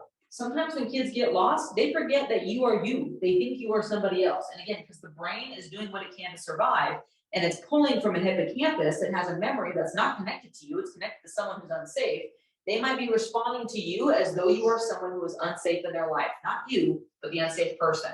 Remind them who you are. Hey, it's Sam. It's your coach. Hey, it's Ashley. It's your teacher. Right? Remind them who you are. I'm not your enemy. Right? Provide them with options. What that looks like, you can ask, what are your options? By now, you've got enough of an engagement, they kind of start to de-escalate a little bit. They start recognizing where they are, and that where they are is actually okay. It's a safe-ish place. You can provide the options. Do you want to stay here, or do you want to go to a different room? Do you want to stay here, or do you want to go outside? Do you want to stand, do you want to sit? Do you want something to hold in your hands, or do you want to stay right where you are? Do you want to keep pacing, or do you want to stand still? Provide them with options, right? It gets that part of their brain that's involved with thinking, logic, and reason back online. Simple options are better, right? That's why it's sit or stand, pace or still, outside, inside. Really simple options engages that part of the brain. Remind them of your intention. Hey, I'm just here to help. I'm just here to listen. I want to hear what you have to say. Invite them to continue or come back later or try again later. Sometimes when people are in a difficult spot and they need that reset, sometimes what happens is they get stuck, and they might be able to get to a place of relative, not just safety, but a reasonableness, but they are not ready to have that conversation yet. That's okay. All right. I don't know about you, but there's times I've had an argument with someone or I've had a bit of a meltdown, and I'm like, okay, I'm stable, but I am not ready to engage. Okay, so ask them, all right, you feeling a little bit more stable? Mm-hmm. Do you want to have this conversation now, or do you want to come back to it later? Later. Almost every time it'll be like later. Sometimes it'll be now. If it's later, say, okay, I'll check back in with you in about an hour. Or okay, tomorrow morning before you come to class, I want you to come here, we can have this conversation. Right? Next week, whatever it looks like, give them the option to continue now or to have that conversation later. And if they say, I want to come back later, set a time. Because one, for a lot of people who are, a lot of kids, people as well who are feeling unsafe, they're not going to think you're actually going to follow through. But if you say you want to have that conversation later, you better follow back up, because it'll help them to realize that you're safe and you do what you say and you mean what you say. All right. Boundaries are going to be a huge thing for all of you as you're working with kids. Now, these are both boundaries, and they're both effective in their own way. The one on the left here, the buoys on the water, doesn't really do much to stop the water, right? But it's setting a clear boundary for people who understand this part is for this and that part's for that. Barbed wire is a little bit different. It lets air through, but that's about it. Nothing else is really getting through that barbed wire except maybe a pen if you chuck it through a hole, okay? What kind of boundaries are you setting, and what are the purposes for those boundaries? And the thing to keep in mind with boundaries is that boundaries are movable. They're not walls, right? People will move from one boundary to another. It's like a gate that opens and closes. It's not something that is fixed like a wall and never changes. Boundaries are basically, the intensity of the boundary is really dependent on the intensity of the threat. Now, for working with kids, working with teenagers, if you got a kid who's used to throwing things and punching you in the face, you're probably going to have a little bit more of a barbed wire boundary and say, when you're ready to manage yourself, then guess what? We'll get over to the buoy. But as long as you're in this place of being physically unsafe, you're too much of a threat for me to be able to drop this down and engage with you on a more intimate, closer physical level. But let's say you've got a kid who's having a bit of a meltdown, and their biggest thing is they lash out with words. They're not physically unsafe. Well, where's your heart at? If you have that insecurity of feeling as though words are going to rip you to pieces, you might feel the need for that barbed wire boundary. But if you have your stability and security in Christ, you know who you are and you know they're just hurting. You can sit there and engage, just recognize those words aren't for me. They're just spewing their ugly out. They're getting it out. This isn't about me. You can have more of a buoy boundary. So it really depends on the situation and the purpose. But boundaries keep both you and the other person safe on a heart level as well as a physical level.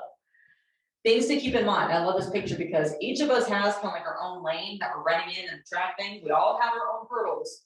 But you are responsible for your emotions, your attitudes, your beliefs, your choices, values, talents, thoughts, desires, your love. That's what you're responsible for. We have to stay in our own lane and maintain our own boundaries or chaos will ensue, period. These things are not the responsibility of the kids in our lives. So if we have a bad attitude at school, and we have a kid who comes in and is acting like a jerk, if we allow that kid's behavior to impact our attitude, that is our lack of a healthy boundary. Someone else's behavior does not have to determine how I'm going to think about my day. Let me say that again. Somebody else's behavior does not have to dictate how I'm going to look and perceive and live out my day. Period. Okay? The values that I have, I choose those. Nobody gets to choose those for me. My emotions, even. Someone decides to call me a name, or someone decides to trip me in a hallway, or someone decides to write some profanity on a chalkboard wall, or whatever it might be. My emotions might go all over the place, but it's my responsibility to maintain the boundary of saying, these are mine, it's not them, I'm going to manage my behavior, I'm going to manage my emotions, and I'll deal with that later. But it's not their job to make me feel happy. It's not their job to make me feel anything. That's my job, right? Kids are going to be all over the place. We have to manage ourselves, and these boundaries are our responsibility. Now, I am not responsible for others' emotions, attitudes, beliefs, behaviors, choices, values, talents, thoughts, desires, and love. You are not responsible for how someone is feeling. The kid says, well, you make me, no. I'm sorry that you experienced me in that way, but you're ultimately responsible for your feelings. Now, I'm responsible for my behavior, so if I call you a name, that's on me. But how they choose to feel and how they navigate those feelings, that's on them. And again, teenagers are going to be all over the place, right? But helping them to stay within their lane and helping them to recognize that when that kid shoots a spitball at your head, it's my responsibility to address the behavior. It's your responsibility to manage your behavior in response to theirs. All right? Their values, their choices. So often teenagers will say, I had to because I had no other choice. You always have a choice. You may not like your choices, but you always have a choice. And our belief, our attitudes, emotions, thoughts, values, our choices, those are really the only thing we ultimately have choices for. But other people don't get to dictate those. Someone cuts you off in traffic, you choose if you're going to give them the finger. That's your choice. They didn't make you do it, right? This is a really hard thing for most people to grab, especially teenagers, but I'd say people in general, adults, this is very difficult. Recognizing what I'm responsible for and what they're responsible for. But if we're going to come alongside teenagers in any way who are going through trauma, we have to have the maturity and we have to have the healing to be able to say, this is mine and that's yours, and to help them learn how to do the same. It's a huge part of healing. Now, what happens when you've got a teenager, you just can't, for the life of you, understand what is going on in their head. You don't know why they're doing what they're doing. They won't talk to you. They're belligerent, or they have that F the world, I'm over it, and they have a case of senioritis even before when they're freshmen in high school, right? Those kids who just don't seem to have a hope in the world. How do you speak to them? Do you speak to them based on their behavior? Do you see them as their actions, is a good way of putting it? You are what you do. You act like a jerk, therefore you are a jerk. Is that how you see the kids in your life? You isolate, you shut down, you don't talk to anybody, therefore you are a loner. And that's how I speak to you, as a loner. What is the identity that you have given the kids in your life, these teenagers? I really hope that people see me for who I am and not what I've done. I don't know about you, I've made a lot of mistakes in my life. I'm hoping people see me for who I am and not what I've done. And I'm hoping that people see that I am not my mistakes. Kids make tons of mistakes. Adults make tons of mistakes. When we choose to see these kids for their mistakes, we miss them and we dishonor them. So, all right, well, how am I supposed to see them? Let's look at you first. I like to go back to the Bible because the Bible is one book that's never been disproven, never been, maybe people argue about it all the time, but ultimately you live it out and you'll be surprised how it actually is exactly what it says it is. So we're going to look at this real quick. Who am I? I am, first and foremost, I'm made in God's image.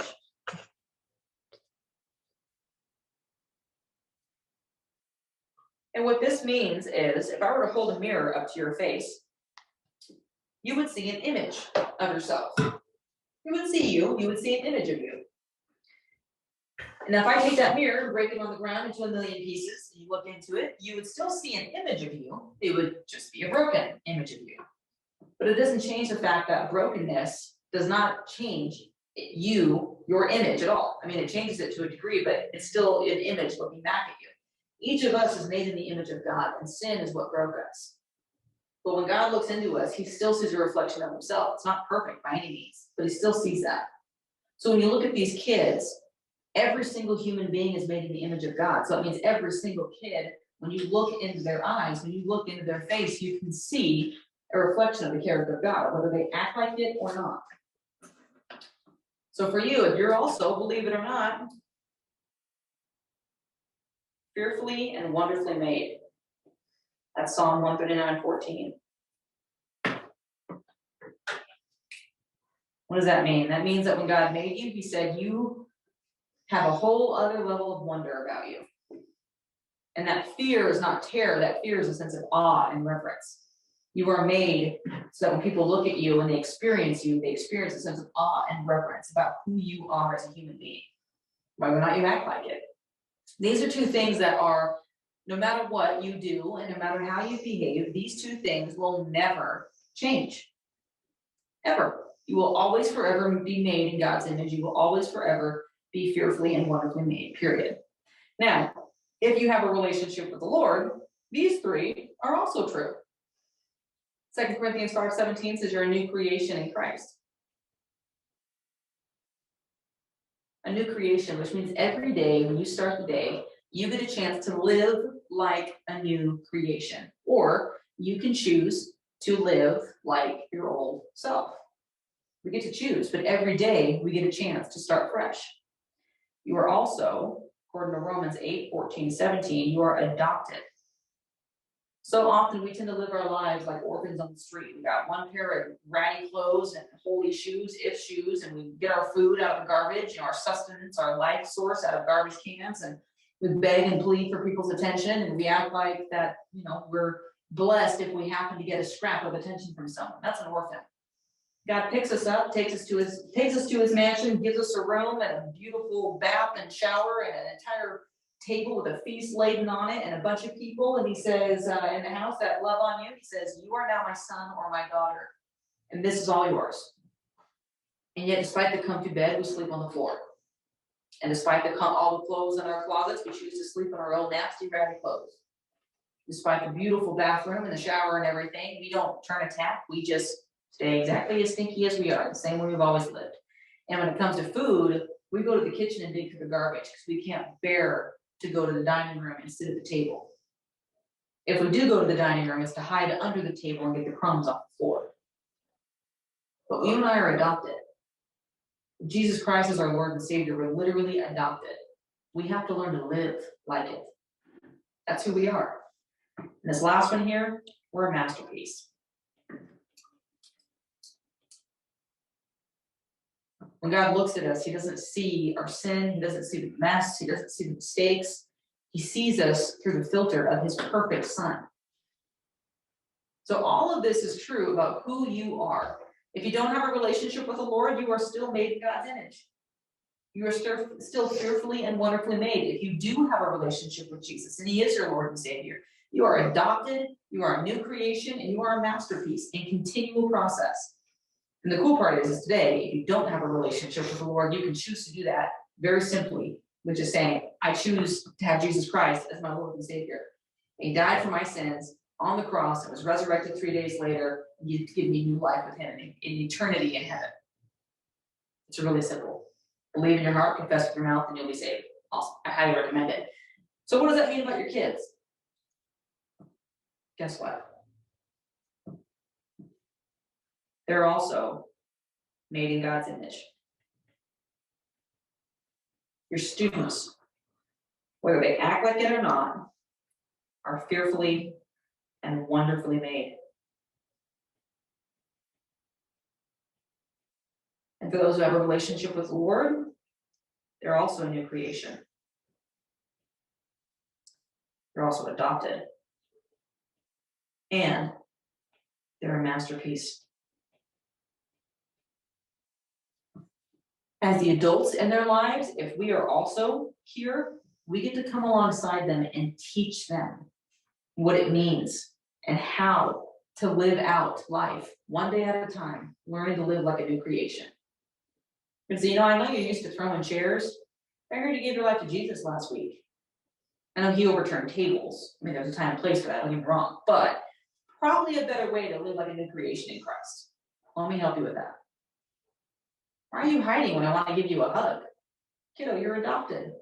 You're my brother in Christ now. You're my sister in Christ now. Let me love on you and show you what that means to really be loved like you're supposed to be, like God designed you to be.